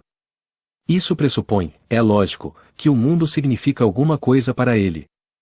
Talvez surpreenda que, em círculos filosóficos e científicos, essa ideia seja controversa. 35 anos atrás, o filósofo Thomas Nagel delagrou uma discussão prolongada na ciência e na filosofia sobre a experiência subjetiva dos animais ao perguntar como é ser um morcego.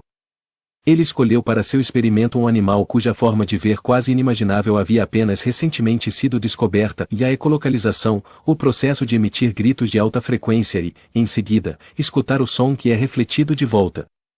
O tempo que demora para o som voltar, e como ele muda, fornece ao morcego um mapa de onde estão todos os objetos no ambiente em que ele se encontra. Para se ter uma ideia grosseira de como seria a experiência do morcego, imagine deitar-se no escuro em seu quarto à noite e ficar imaginando se alguém está em pé na porta. Certamente, você poderia resolver a questão acendendo a luz. Ou, como morcego, você poderia atirar uma bola de tênis na direção da porta e ver se a bola volta para você ou voa para fora do quarto, e b, se um gemido é ouvido no momento aproximado em que a bola chega à soleira da porta. Se você for muito bom, poderia usar também c e a distância percorrida pela bola, quando retornasse, para determinar se a pessoa é muito gorda, se nesse caso a bola perderia a maior parte de sua velocidade na barriga dele, ou tem o abdômen tipo tanquinho, o que rebateria a bola com força. Os morcegos usam sa, i, c, i, em vez de bolas de tênis, sons. E eles o fazem constante e rapidamente, tão rapidamente quanto abrimos nossos olhos e percebemos a cena à nossa frente. Como seria de se esperar, isso deixou Nagel perplexo. Ele achava que a visão do morcego e, portanto, a vida do morcego eram tão estranhas e tão imponderáveis, que seria impossível saber como é ser um morcego. Ele supunha que o morcego experimentava o mundo, mas acreditava que essa experiência era fundamentalmente subjetiva, seja lá o que o era dessa forma apenas para aquele morcego. O problema com sua conclusão tem a ver com o salto imaginativo que fazemos todos os dias. Nagel tratava uma desigualdade entre espécies como algo totalmente diferente de uma desigualdade entre espécies. No entanto, não temos problema algum em falar a respeito de como é o ser outro ser humano. Não conheço as peculiaridades da experiência de outra pessoa, mas sei o suficiente sobre o sentimento do que é ser um ser humano e posso fazer uma analogia da minha experiência com a de outra pessoa. Posso imaginar como é o mundo para ela ao generalizar com base em minha percepção e transplantá-la colocando essa outra pessoa no centro. Quanto mais informações eu tiver sobre aquela pessoa, ou seu físico, sua história de vida, seu comportamento, ou melhor será minha analogia inferida. Podemos proceder da mesma forma com os cães. Quanto mais informações tivermos, melhor será o resultado da analogia. Até este ponto, temos informações físicas sobre seu sistema nervoso e sistema sensorial, conhecimento histórico, herança evolutiva, caminho evolucionário do nascimento à fase adulta, e um corpus crescente de trabalho sobre seu comportamento. Em resumo, temos um esboço do véu do cão. O conjunto de fatos científicos que reunimos permite-nos dar um salto imaginativo bem informado para o interior de um cão, para entender como é ser um cão, como é o mundo do ponto de vista dele. Já vimos que é fedorento e bem povoado por pessoas. Pensando bem, podemos acrescentar, está próximo do chão ou é lambível. Cabe na boca ou não está presente. É repleto de detalhes, passageiro e rápido. Está escrito em toda a cara. É provavelmente muito diferente de nossa experiência. Está próximo do chão. Uma das características mais notáveis do cachorro é uma das mais notavelmente desprezadas quando contemplamos sua visão do mundo, da altura.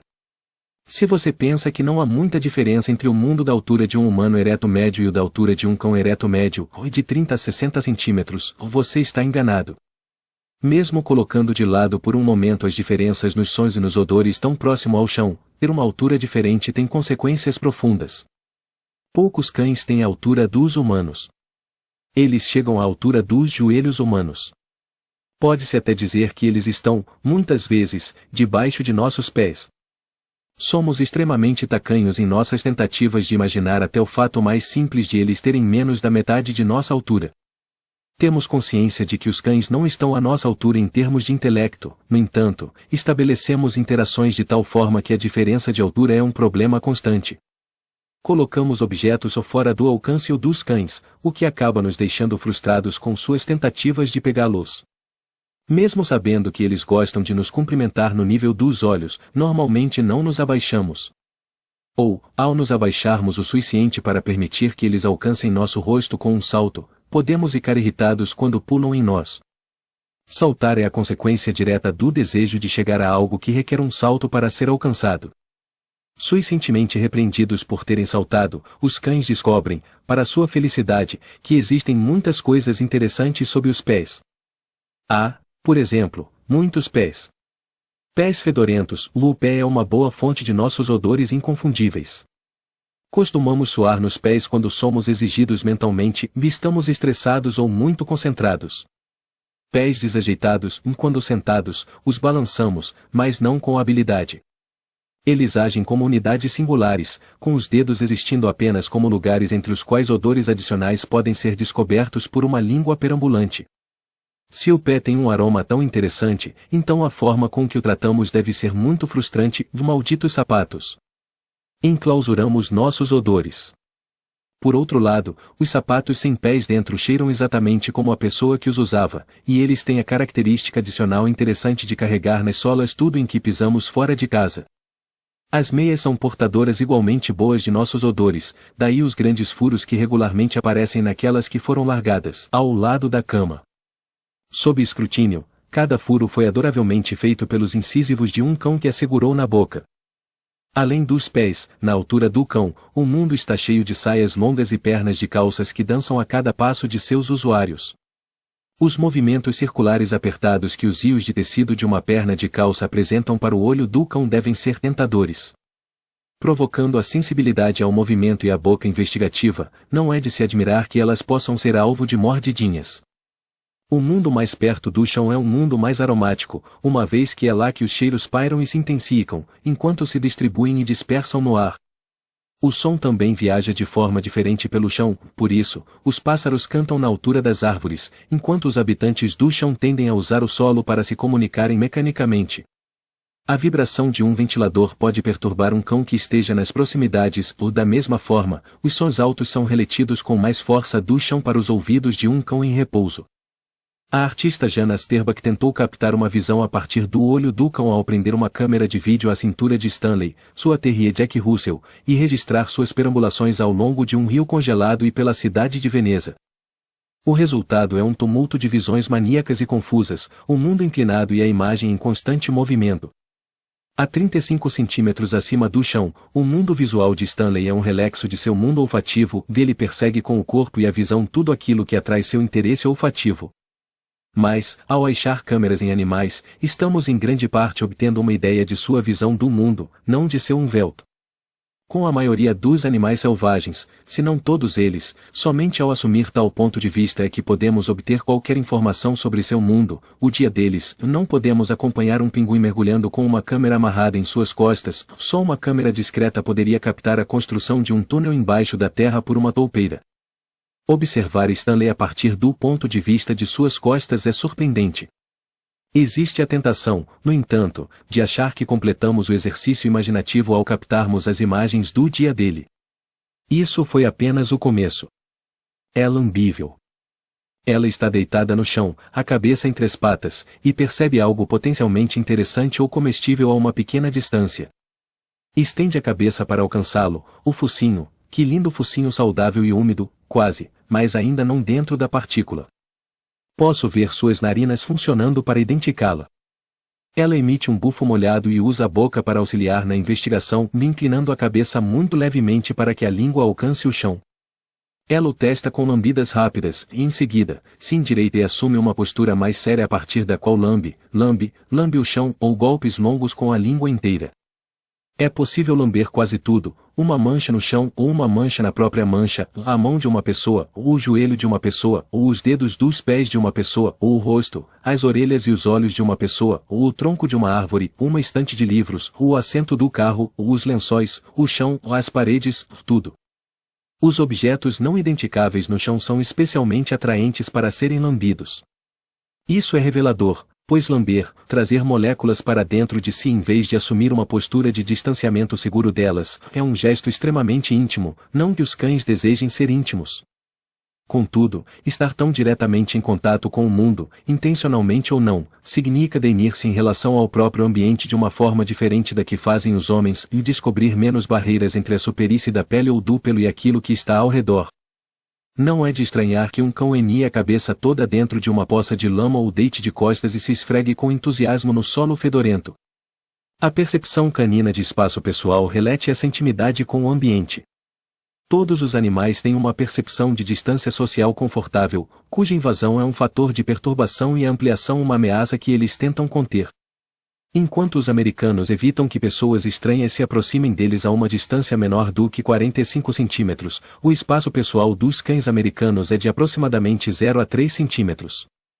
Uma cena que demonstra o contraste de nossos sentimentos em relação ao espaço pessoal repete-se nas calçadas das ruas de todo o país neste exato momento, do espetáculo de dois humanos separados a aproximadamente 1,5 metros de distância, esforçando-se para puxar as coleiras de seus cães de modo a evitar que eles se toquem, enquanto os animais se esforçam para fazer o contrário, de se tocarem. Deixem que eles se toquem. Os cachorros cumprimentam os estranhos entrando no espaço um do outro, não ficando fora dele. Deixe que eles entrem na pele um do outro, deem fungadas profundas e se abocanhem em saudação. A distância segura de um aperto de mãos não basta para eles. Da mesma forma que temos um limite tolerável para a proximidade dos outros, também temos um limite para a distância que preferimos, um tipo de espaço social. Se sentarmos a mais de 1,5 metros de distância um do outro, a conversa torna-se desconfortável. Se andarmos em lados opostos da rua, não sentimos que estamos andando juntos. O espaço social dos cães é mais elástico. Alguns deles andam felizes em paralelo, mas a uma distância grande do dono, o que é estressante para o humano, outros gostam de trotar junto aos calcanhares dos donos. Essa mesma percepção se aplica à forma como eles se acomodam quando estão descansando em casa. Os cães têm a própria versão de desfrutar o prazer de um livro que cabe em uma caixa de forma justa, mas não muito apertada. Pump gostava de sentar-se de forma que o corpo dela ficasse cercado pelo abraço de uma pequena cadeira estofada. Ela preenchia o espaço criado por minhas pernas dobradas quando se deitava ao meu lado na cama. Outros cães se posicionam com todo o dorso encostado contra um corpo adormecido. O prazer gerado é suficiente para que eu convide um cão para dormir comigo na cama. Cabe na boca ou não. Dentre os inúmeros objetos que vemos em torno de nós, apenas uns poucos se destacam para o cão.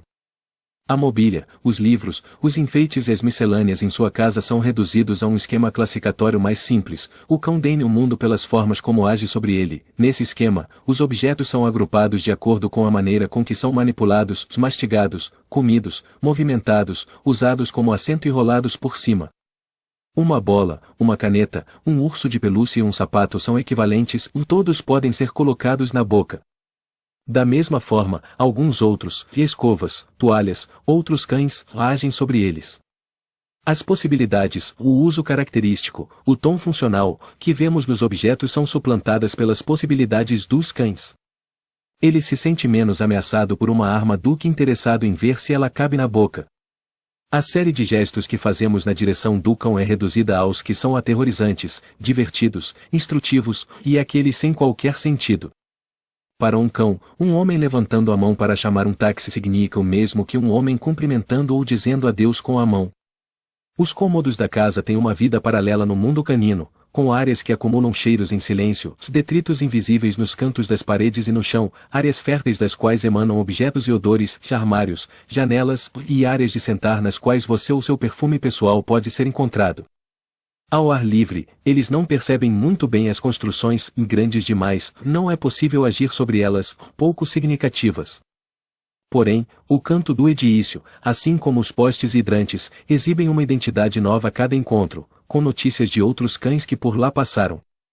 Para os humanos, a forma ou aspecto de um item é, em geral, sua característica mais saliente, é ela que nos leva a reconhecê-lo. Os cães, em contrapartida, são geralmente ambivalentes com relação à forma, digamos, dos biscoitos caninos. Somos nós que pensamos que eles deveriam ter o formato de um osso. Já o movimento, tão prontamente detectado pelas retinas dos cães, é uma parte intrínseca da identidade dos objetos. Um esquilo correndo e um esquilo ocioso podem muito bem representar animais diferentes, ou uma criança patinando e outra que segura os patins são crianças diferentes. Os objetos que se movem são mais interessantes do que os imóveis, como seria de se esperar no caso de um animal que foi projetado para seguir presas móveis. Os cães caçarão esquilos e pássaros imóveis, lógico, uma vez que tenham aprendido que muitas vezes eles se transformam espontaneamente em esquilos que correm e pássaros em voo. Passando velozmente de patins, uma criança vira um objeto interessante, que merece ser alvo de latidos, cessados a patinação e o movimento, o cão se acalma. Tendo em vista que eles têm os objetos de acordo com o movimento, o aroma e a possibilidade de serem colocados na boca, os itens mais óbvios, sua própria mão, talvez não sejam óbvios para seu cão. Uma mão acariciando a cabeça do cão é sentida de forma diferente daquela que a pressiona continuamente. Da mesma forma, um olhar de soslaio, até mesmo muitos deles, é diferente do ato de encarar. Um único estímulo, uma mão, um olho, pode vir a ser duas coisas distintas quando experimentadas em velocidades ou intensidades diferentes. Até mesmo para os humanos, uma série de imagens imóveis mostradas rapidamente torna-se uma imagem contínua, como se mudasse de identidade. Para o caracol comum, desconhecido do mundo, é arriscado passar por cima de um bastão que bate devagar, mas, se o bastão estiver oscilando 4 vezes por segundo, o caracol se aproximará dele. Alguns cães aguentam uma carícia na cabeça, mas não uma das mãos repousada nela. Para outros, o inverso é verdadeiro. Asterisco para o cavalo, o alívio de pressão sobre o corpo é suficientemente agradável para que possa ser usado como um reforço durante o treinamento. É possível que aconteça o mesmo com os cães que se assustam com a sensação de uma mão pressionando firmemente sua cabeça. Todas essas formas de denir o mundo podem ser vistas quando observamos um cachorro interagindo com o mundo.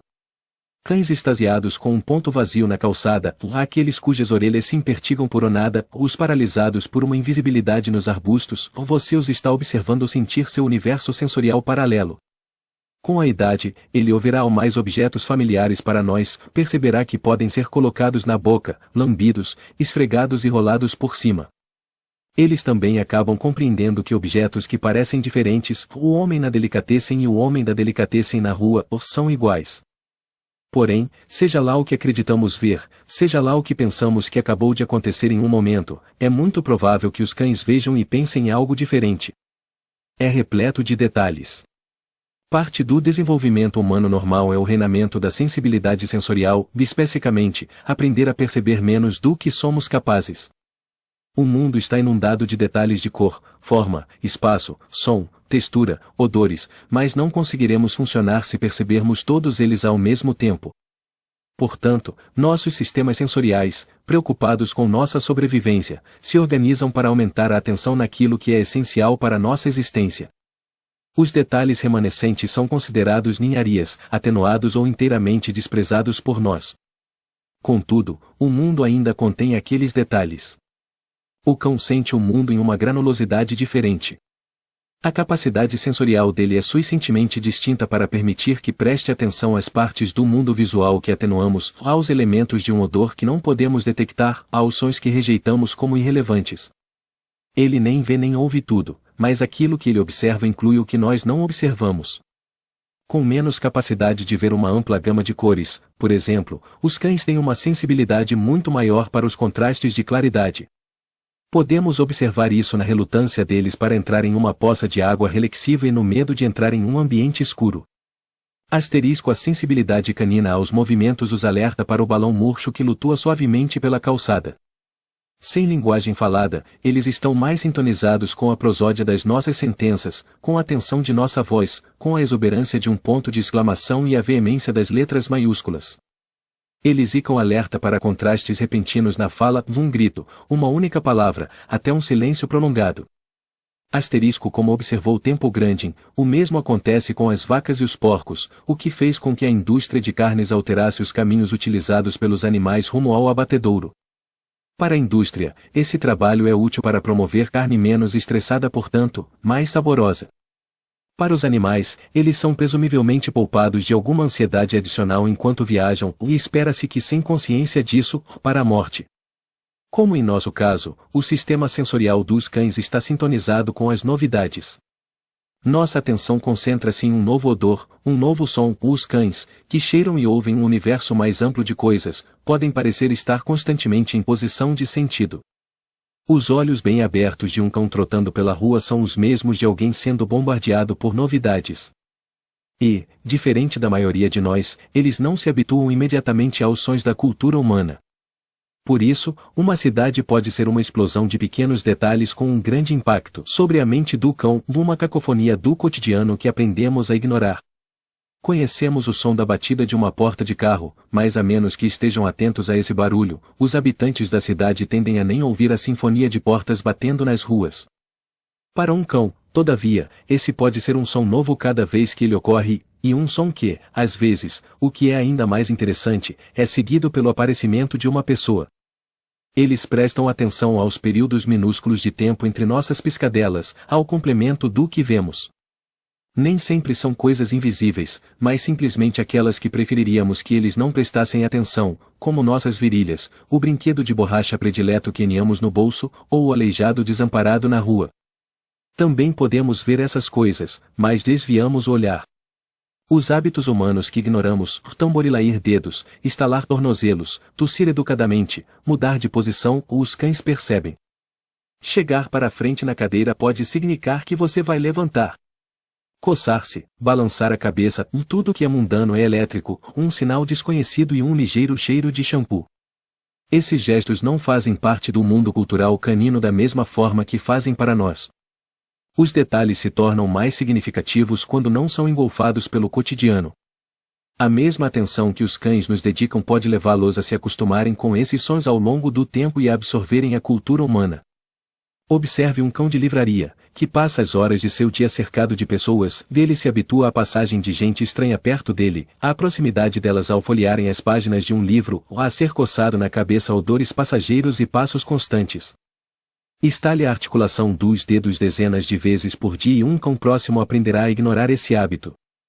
Em contrapartida, um cão desacostumado com os hábitos humanos ficaria alarmado a cada estalo. A coisa mais excitante e amedrontadora que poderia acontecer para um cão que fica acorrentado para vigiar uma residência é que ela de fato precise de sua vigilância. Os cães de guarda podem ver a passagem de um desconhecido, sentir um novo odor no ar ou ouvir um novo som apenas ocasionalmente, e menos ainda um estalador extremo de articulações de dedos.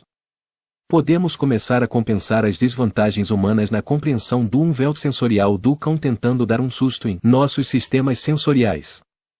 Por exemplo, para se livrar de nosso hábito pernicioso de ver tudo mais ou menos nas mesmas cores todos os dias, exponha-se a um ambiente iluminado por apenas uma cor ou, digamos, um espectro reduzido de amarelo. Sob tal luz as cores dos objetos ficam desbotadas, as mãos perdem a vitalidade trazida pelo sangue, vestidos cor-de-rosa tornam-se branco fosco, a barba por fazer sobressai como pimenta em uma tigela de leite. O familiar se torna estrangeiro. A não ser pelo brilho amarelo que vem de cima, essa experiência se aproxima bastante do que seria a percepção das cores pelo cão. E está presente. Ironicamente, a atenção a detalhes pode impossibilitar uma capacidade de generalizar a partir deles. Ao farejar as árvores, o cão não enxerga a floresta. A especificidade do lugar e dos objetos é útil quando você deseja acalmar seu cão durante uma viagem de carro, levar o travesseiro preferido dele para ajudá-lo a se acalmar, por exemplo. Colocado em um novo contexto, uma pessoa ou um objeto temido pode, às vezes, se transformar em algo não assustador. Essa mesma especificidade pode indicar que os cães não pensam abstratamente sobre aquilo que não está diretamente à sua frente. O influente filósofo analítico Ludwig Wittgenstein sugere que, embora um cão possa acreditar que você esteja do outro lado da porta, não se pode dizer sensatamente que ele faz relações sobre isso e acreditar que você estará lá daqui a 2 dias. Bem, vamos espreitar aquele cão. Ele se movimentou lentamente em zigue-zague pela casa desde que você saiu. Examinou todas as superfícies interessantes da sala que ainda não foram roídas. Visitou a poltrona, sobre a qual, uma vez, há muito tempo, comida foi abandonada, e o sofá, onde comida foi entornada na noite passada. Cochilou 6 vezes, fez 3 visitas à tigela de água, levantou a cabeça 2 vezes por causa de latidos distantes. Agora, ele ouve você se aproximando lentamente da porta, rapidamente conirma com o focinho que é você, e se lembra de que, cada vez que ele ouve sua voz e sente seu cheiro, você aparece visualmente depois. Em resumo, ele acredita que você está lá. Não faz sentido sugerir o contrário. A dúvida de Wittgenstein não se refere à possibilidade dos cães terem crenças. Eles têm preferências, fazem julgamentos, distinções, tomam decisões, privam-se, deles pensam. A dúvida de Wittgenstein é se seu cão antecipa sua chegada antes de você chegar e se ele pensa sobre ela. É duvidoso que os cães tenham crenças sobre eventos que não estão acontecendo no exato momento. Viver sem o abstrato é ser consumido pelo aqui e agora, de encarar cada acontecimento e objeto como se fosse único. É basicamente o que significa viver o momento, viver a vida livre de relações. Se é assim, então pode-se dizer que os cães não são relativos. Embora experimentem o mundo, também não consideram as próprias experiências. Enquanto pensam, não estão consultando os próprios pensamentos e pensando sobre pensar. Os cães acabam por aprender a cadência de um dia. Porém, a natureza de um momento, a experiência dos momentos, é diferente quando o olfato é o sentido principal. O que parece um momento para nós pode ser uma série de momentos para um animal com um mundo sensorial diferente. Até mesmo nossos momentos são mais breves do que segundos, eles têm a duração de um instante que talvez seja do tamanho da menor unidade de tempo perceptível por nós. Alguns sugerem que esse tempo é mensurável, vê a 1/18 de um segundo, o prazo em que um estímulo visual precisa ser apresentado a nós para que o reconheçamos conscientemente. Dessa forma, raramente notamos um piscar de olhos, que tem a duração de 1/10 de um segundo. Segundo essa lógica, devido à frequência crítica de fusão mais alta, um momento visual é mais breve e mais rápido para os cães. No tempo deles, cada momento dura menos, ou, em outras palavras, o momento seguinte acontece mais cedo. Para os cães, o agora acontece antes que nós sejamos capazes de perceber. É passageiro e rápido. Para os cães, a perspectiva, a escala e a distância encontram-se, de certa maneira, no olfato, mas o olfato é passageiro, dele existe em uma escala de tempo diferente. Os cheiros não chegam com a mesma regularidade, sob condições normais, com que a luz chega aos nossos olhos. Isso significa que em sua visão cheiro, eles veem tudo a uma velocidade diferente da nossa. O cheiro indica a hora. O passado é representado por cheiros que enfraqueceram, deterioraram ou foram cobertos. Os odores são menos fortes com o passar do tempo, portanto força indica novidade ou fraqueza, idade. O futuro é farejado na brisa que traz ar do lugar para o qual você se dirige. Em contrapartida, as criaturas visuais parecem olhar principalmente no presente. A janela olfativa dos cães é maior do que a nossa. O presente inclui não apenas a cena que acontece neste momento, mas também um espaço de tempo curto do que acaba de acontecer e do que irá acontecer. O presente tem em si uma sombra do passado e um toque do futuro. Dessa forma, o olfato também é um manipulador do tempo, pois o tempo muda quando representado por uma sucessão de odores. Os cheiros têm uma vida útil, deles se movem e expiram. Para um cão, o mundo está em luxo, ele ondula e tremula diante do focinho dele. E ele precisa continuar a farejar, como se tivéssemos que repetidamente olhar e acompanhar o mundo para que uma imagem constante permaneça em nossa retina e em nossa mente, para que o mundo seja continuamente aparente para ele. Isso explica muitos comportamentos familiares. Para começar, o farejar constante de seu cachorro e talvez, também, sua atenção aparentemente dividida, que corre de fungada para fungada, dos objetos só continuam a existir na medida em que um odor é exalado e ele o inala. Embora possamos estar em um lugar e ter um ponto de vista do mundo, os cães precisam se mexer muito mais para absorver tudo. Não é de se espantar que eles pareçam distraídos, o seu presente está em constante movimento. Puxar a coleira de um cão quando ele está fungando ardentemente é como ser arrancado de uma cena quando acabamos de avistá-la. Assim, o odor dos objetos contém os dados de minutos e horas passados. À medida que percebem as horas e os dias, os cães conseguem perceber as estações pelo cheiro. Ocasionalmente, reparamos a mudança das estações pelo cheiro de louros brotando, de folhas caídas, do ar prestes a explodir em chuva. Na maioria das vezes, no entanto, sentimos ou vemos as estações e sentimos o sol bem-vindo em nossa pálida pele invernal, olhamos pela janela um dia límpido de primavera e nunca dizemos, e que lindo cheiro novo. Os focinhos dos cães desempenham o papel de nossa visão e de nossa pele. O ar primaveril traz, em cada fungada, odores bastante diversos do ar invernal, em sua umidade ou calor, ou na quantidade de morte em processo de apodrecimento ou de vida em florescência, ou no ar que viaja na brisa ou emana da terra. Ao circular pelo mundo do tempo humano com sua janela do presente expandida, os cães funcionam um pouco à nossa frente, ou são excepcionalmente sensíveis, um pouco mais rápidos. Isso explica a habilidade para pegar bolas jogadas no ar e também alguns comportamentos, quando parecem estar fora de sincronia conosco, e por isso não conseguimos levá-los a fazer o que desejamos. Quando os cães não obedecem, ou têm dificuldades de aprender algo que desejamos que aprendam, com frequência somos nós que não os estamos lendo bem e não percebemos quando o comportamento começou, eles estão disparando rumo ao futuro, um passo à nossa frente. O adestramento com o cliqueiro busca lidar com essa dissonância de nossos diferentes momentos e de nossa diferente percepção do que o cão está fazendo a todo instante. Os adestradores usam um pequeno dispositivo que lhes permite fazer um clique distinto e agudo quando o cão tem um comportamento desejado e pode esperar uma recompensa iminente. O clique ajuda a destacar um momento humano para o cão, deixado por conta própria, ele divide sua vida de forma diferente. Está na cara. Ela sorri. Essa é uma das caras ofegantes que ela faz. Nem toda cara ofegante é um sorriso, mas todo sorriso é uma cara ofegante. Uma leve dobra do lábio seria uma ruga na face humana e enfatiza mais o sorriso. Os olhos podem estar ocupados, concentrados em algo ou ao meio abertos, satisfeitos. E cílios e sobrancelhas levantam expressivamente. Os cães são ingênuos. Os corpos deles não enganam, mesmo que às vezes eles nos enganem ou iludam. Ao contrário, o corpo do cão parece projetar diretamente seu estado interior.